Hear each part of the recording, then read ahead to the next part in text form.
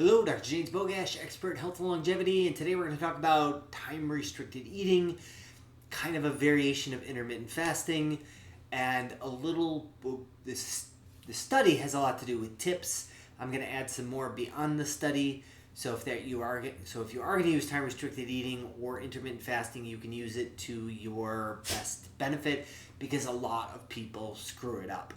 Now, before I go any further, make sure you like this video, share it with somebody who you think needs the information, and subscribe to the channel. Now, that being said, when we talk about intermittent fasting, it is essentially a way of cutting back on the amount of calories you take in during the day. There's some, the science isn't quite clear about whether just the intermittent fasting, if you took in the same amount of calories, there's some suggestion that it might reduce inflammation and body weight. But then that has a lot more to do with when. So it is very clear that if you're going to do time-restricted eating and leave yourself a window of eating, so let's say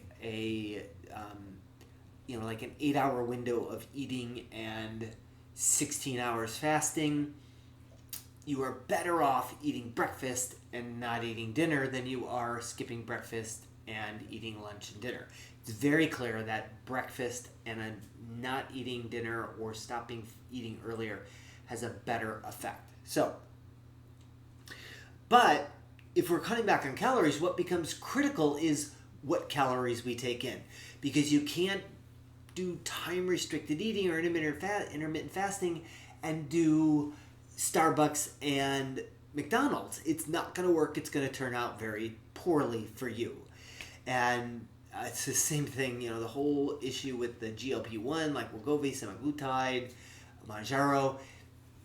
When you start taking in less calories, the quality becomes critical. So if you're on GLP-1, you cannot. Everything that crosses your lips has to be of high value. It's no artificial sweeteners. There's no crap, no junk food, no nothing. It has to be high quality. Otherwise, it's not going to turn out well. And we see that with a lot of people who try to come off the meds later. So in this study, this was a study followed for 4 weeks. It was done out of China. There were 70 people in the study. Average age about 26 years of age. And what they did was an 12-hour window of time-restricted eating. So that's not even a big window. Before I go any further, the whole 1 meal a day concept, OMAD. So basically you're doing like a 1 or 2 hour and the rest of the day is fasting. Not a big fan for a variety of reasons. I just want to make sure that I throw that out there. A lot of people just don't eat and our body goes into starvation mode as a result of that, which is not good. So in this particular study, they did a 12-hour window, and there were 3 parts to the study. The first one was just the time-restricted eating, and they were allowed to eat whatever they had been eating before. The second group did time-restricted eating with no ultra-processed foods. So lots of discussion, but what's processed crap and what's not. So like Doritos were clearly not allowed on here, and neither were Twinkies or anything that comes in a box and the ingredients label takes 5 minutes and a biochemist to go through. So the third group was time-restricted eating, but their diet was vegetarian. And so you can have an ultra-processed diet that's vegetarian, but I would assume that in this study that they were very careful that it was a high-quality, unprocessed vegetarian diet. So what did they find? That ultimately the time-restricted eating with no ultra-processed foods, lots of good things happened. Weight came down, body composition improved, waist to hip ratio improved, cholesterol came down, HDL went up.